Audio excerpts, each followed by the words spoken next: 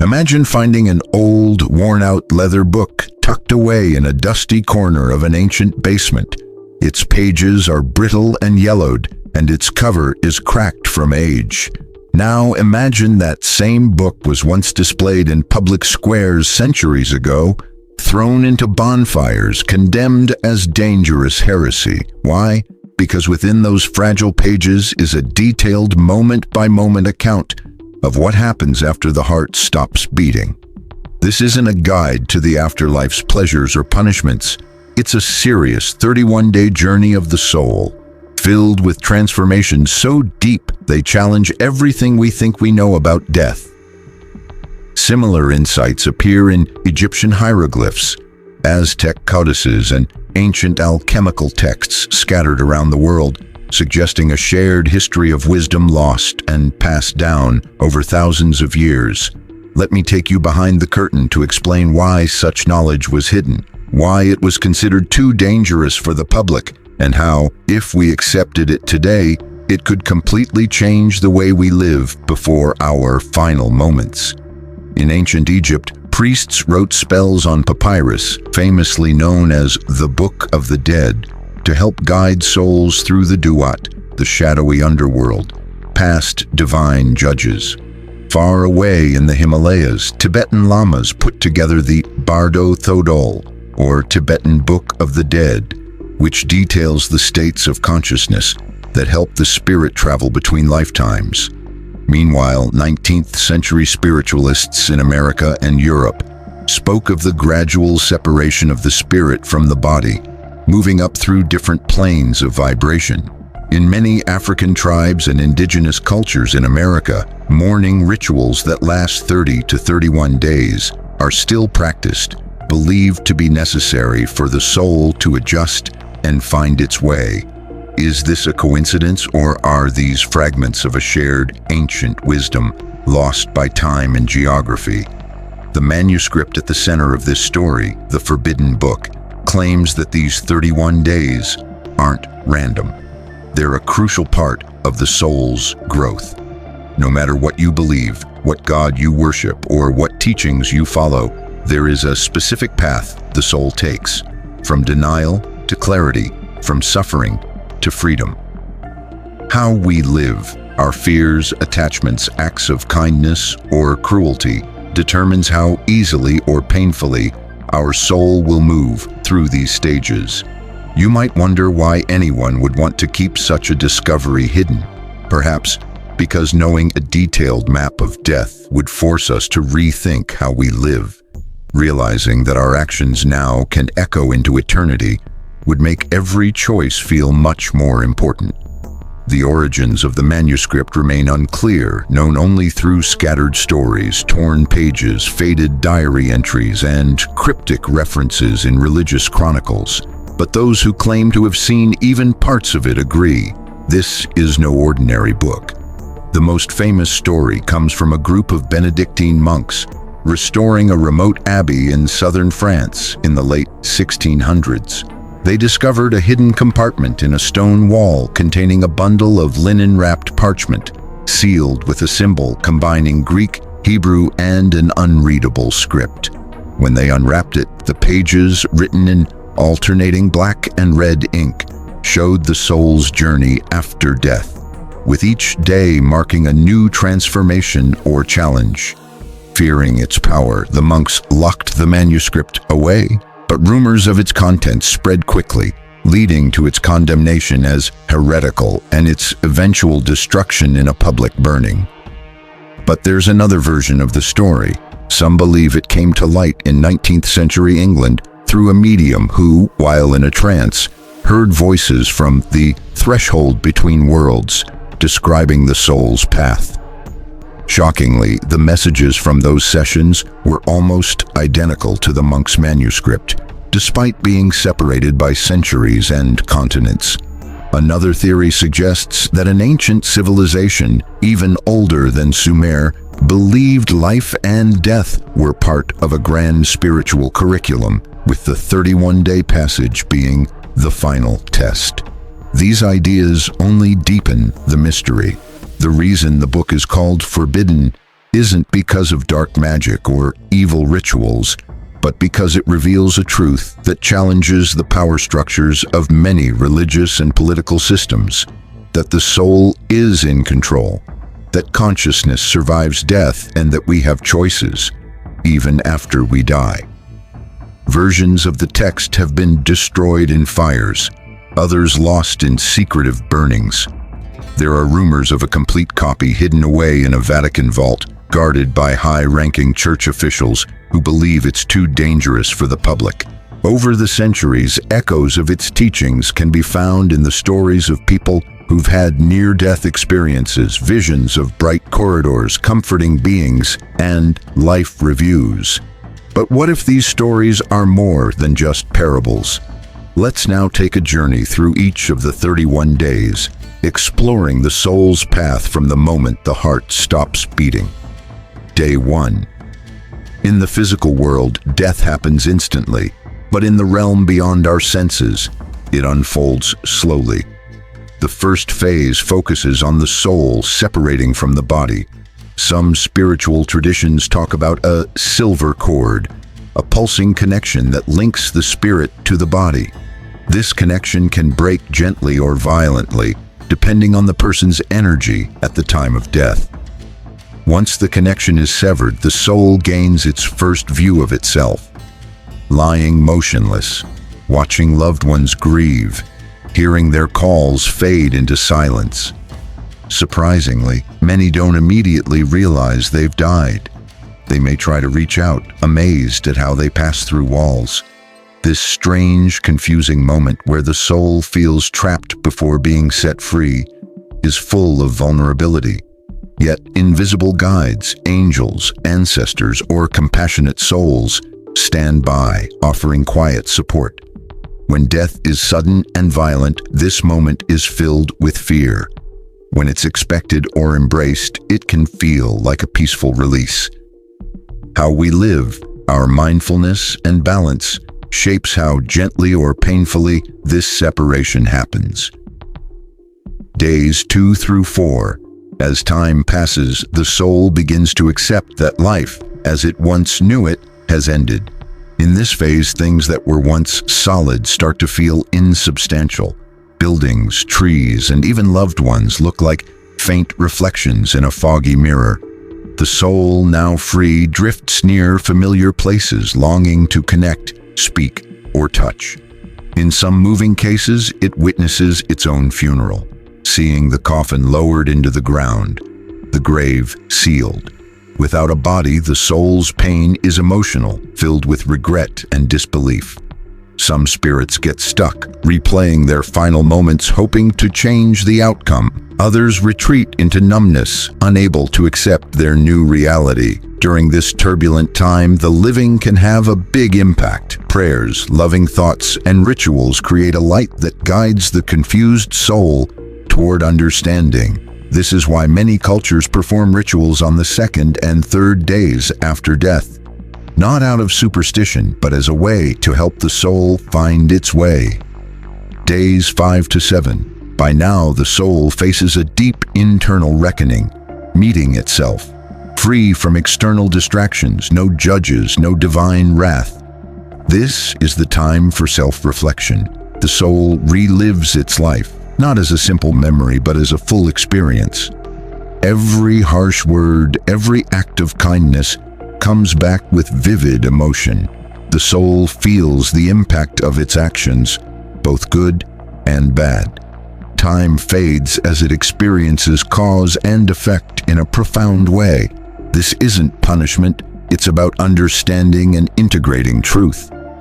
Souls who approach this with compassion see even their mistakes as lessons, but souls burdened by guilt may get stuck in self-blame, unable to move forward.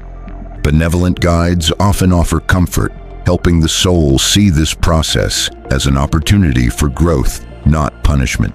Beyond this is the greatest challenge, crossing the threshold. There is no physical gate, but a boundary made of unresolved emotions, fear, regret, attachment. It's like walking through a valley shadowed by the soul's own wounds. Memories turn into barriers, illusions try to trap the unwary spirit. During this time, spiritual guides stand by, offering support but cannot cross with the soul. Even after death, free will is still in play. The soul must face its own shadows, deciding whether to stay stuck in regret or to embrace the pain needed to move forward. This isn't punishment, but a chance for transformation. Emotional baggage burns away, revealing a clearer, more radiant soul. Souls not ready for this challenge may wander in limbo, becoming what some traditions call earthbound spirits. Souls that cultivated mindfulness, forgiveness, and compassion during life move through the threshold with a powerful clarity. What lies beyond is a lighter realm, a higher state of consciousness beyond anything in the physical world. The weight of ego dissolves, and the soul, now more itself than ever, begins its journey into higher planes of existence, either merging back with the source or preparing for a new life on earth. So why does this mysterious book matter to us, the living? Because it shows us that death isn't an end, but part of life's ongoing journey. Every moment we live with awareness, every fear we overcome, every act of love we offer becomes part of an eternal lesson. Knowing about these 31 days gives us the power to change how we live, how we breathe, love, and choose. The strangest thing is, a book about death can teach us how to live more fully and how to prepare for life's greatest adventure. Imagine standing at the edge of an ancient river, its waters dark and still, or in front of a fragile wooden bridge that creaks under a quiet weight. Some cultures talk about souls crossing rivers like the Styx, while others picture a single plank connecting two worlds, or even an invisible bridge built entirely on faith. According to the forbidden manuscript, every soul creates its own path in the afterlife, shaping that journey based on its own beliefs and life experiences. In other words, how we live shapes the journey we will take after death. This isn't just poetic, it's a clear lesson. If you leave your inner shadows unchecked until your last breath, they will follow you into the afterlife. Every unresolved wound, every fear you avoid, becomes another weight on that bridge, another ripple in the river. The practical lesson here is simple. Do the inner work now. Heal your past wounds, let go of grudges, and practice kindness. The more you heal in this life, the lighter your soul will be when it faces what lies ahead. Once the soul has faced its shadows and the intensity of crossing that threshold fades, it enters a softer, misty realm where echoes of the world it left behind still linger. In this fog of transition, ancient beings begin to stir, figures that feel familiar even though they don't belong to any specific memory. From days 11 to 13, the soul experiences a kind of sacred homecoming, recognized in traditions worldwide. The ancestors return. These aren't just family members who've passed on, but all the spirits who have influenced and guided the soul over many lifetimes. Teachers, healers, warriors, poets, and grandparents who long ago helped set you on your path. They don't come to judge. They arrive with warmth, acceptance, and a presence so familiar that the soul feels a deep connection. Sometimes they appear in human form, offering comforting smiles. Other times they take the shape of lights or symbols that communicate more than words ever could. This reunion brings both healing and clear guidance. Past hurts, unspoken truths, and unfinished relationships may surface, but now they do so in a place of higher understanding, where guilt fades and love repairs what regret once broke. These ancestors also show the soul the next step in its journey, revealing the spiritual legacy it carries and what it needs to let go of before moving forward. In this moment, the soul understands it's part of something much bigger than just a single lifetime. By the time days 14 to 16 arrive, there is no doubt death is real and the soul stands fully aware on the other side. For the first time, clarity gives the soul the power of choice, not through speech or written words, but through vibration. The manuscript describes three main paths from this point. One leads upward to higher realms for souls who have let go of earthly attachments and expanded their consciousness. Another leads back toward reincarnation, those who feel drawn to unresolved lessons or unfinished tasks.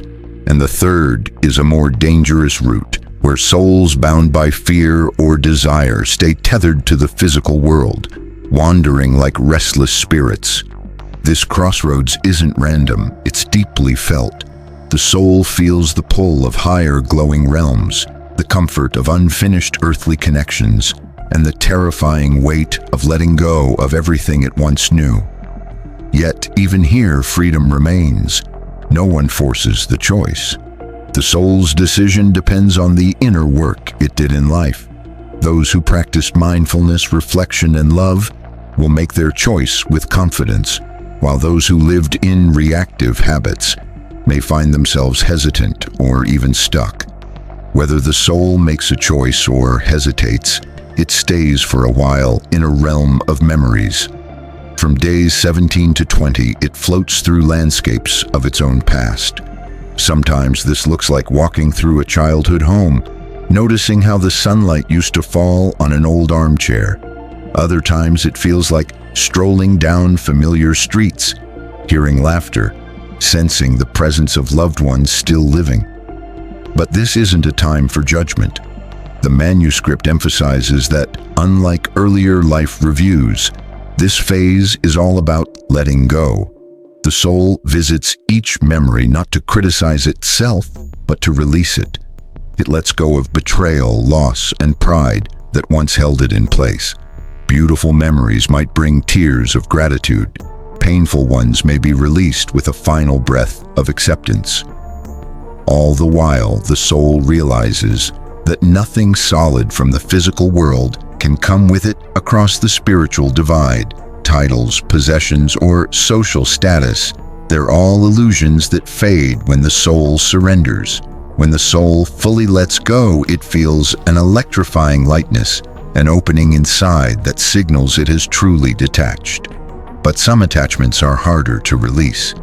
Children left behind, lost loves, or deep regrets can make a soul return to the same memories, unwilling to let go of what once defined it. The manuscript describes how these souls might keep replaying scenes, trying to preserve their connection to the living world. To help avoid this stagnation, many cultures hold special farewell rituals during this time. Candlelight vigils, prayers, songs, or offerings meant to gently guide the soul through its emotional release. It's a final gift from the living, a hand reaching through the veil. Once the soul moves beyond the plane of memories with its burdens lifted, it enters what the manuscript calls the realm of pure consciousness. During days 21 to 24, everything from the physical world fades away. There are no buildings, no loved ones, no familiar landscapes, only the soul's own energy shaping the experience. In this place, different parts of the self, fear, pride, sorrow, joy, come together like pieces of a cosmic puzzle. Communication here is silent and telepathic, and understanding happens instantly. The soul meets beings of light, guides, mentors, and even the divine essence itself, without words but with a clarity far beyond human language. In this bright, expansive space, the soul remembers its true purpose, the mission it chose before coming to Earth. Every challenge and moment of suffering is seen as a step toward growth, awakening hidden potential. The ego, which once played a central role in life's dramas, fades into a larger truth. The actor was never the play, and the stage was only a classroom. In the heart of pure awareness, the soul reconnects with its most authentic identity. From days 25 to 27, the soul reaches a point of energetic resonance. There's no divine judgment about where it's going. Instead, the manuscript compares this to a tuning fork vibrating in harmony with a similar frequency. Based on the choices the soul made during life and its work after death, it is naturally drawn, like metal to a magnet, to a spiritual realm that matches its energy.